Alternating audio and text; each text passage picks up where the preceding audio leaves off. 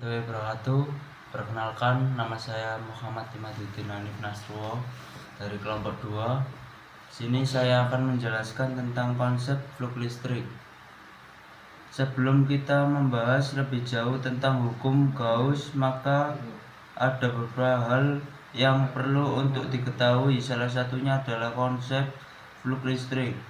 Flux listrik adalah ukuran aliran medan listrik yang melalui sebuah permukaan flux listrik total yang melalui permukaan.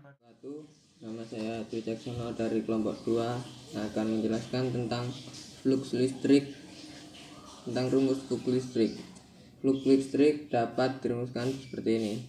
Flux listrik sama dengan E kali A kali kosinus theta. Untuk keterangannya yaitu lambang flux listrik dilambangkan seperti ini. Satuannya Newton meter kuadrat per kolom. E yaitu kuat medan listrik, satuannya Newton per kolom. A yaitu luas permukaan bidang, ini satuannya meter kuadrat. Theta yaitu sudut antara E dengan garis normal, ini. Rumus ini biasanya digunakan untuk menghitung banyaknya garis flux listrik yang menembus bidang ini.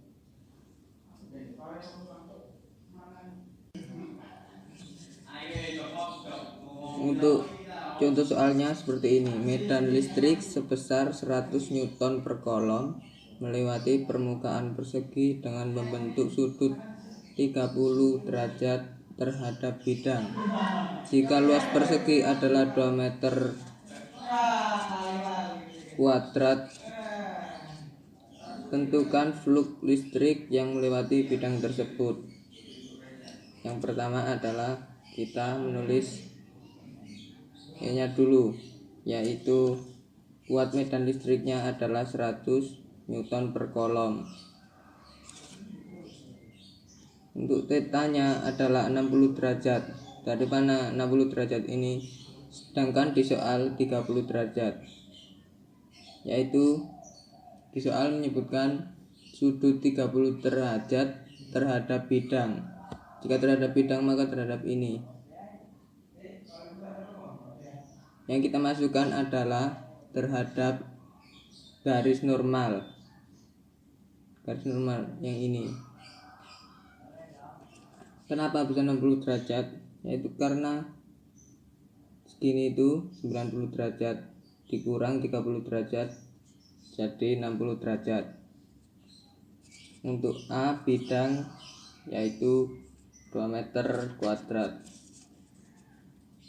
Ditanya flux sama dengan E kali A kali kosinus theta. E 100 dikali 2 dikali kosinus theta. 100 dikali 2 sama dengan 200. Kosinus theta 60 derajat yaitu 1/2. 200 dikali setengah sama dengan 100 Newton meter kuadrat per kolom. Jadi ini hasilnya. Saya akan menjelaskan tentang hukum Gauss.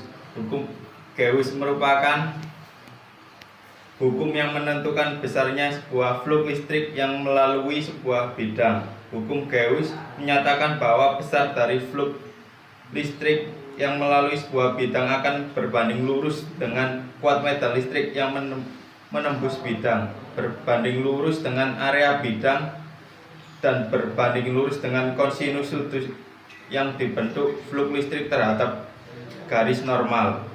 Hukum Gauss dapat digunakan untuk menghitung medan listrik dari sistem yang mempunyai kesimetrisan yang tinggi, misalnya simetri bola, silinder, atau kotak.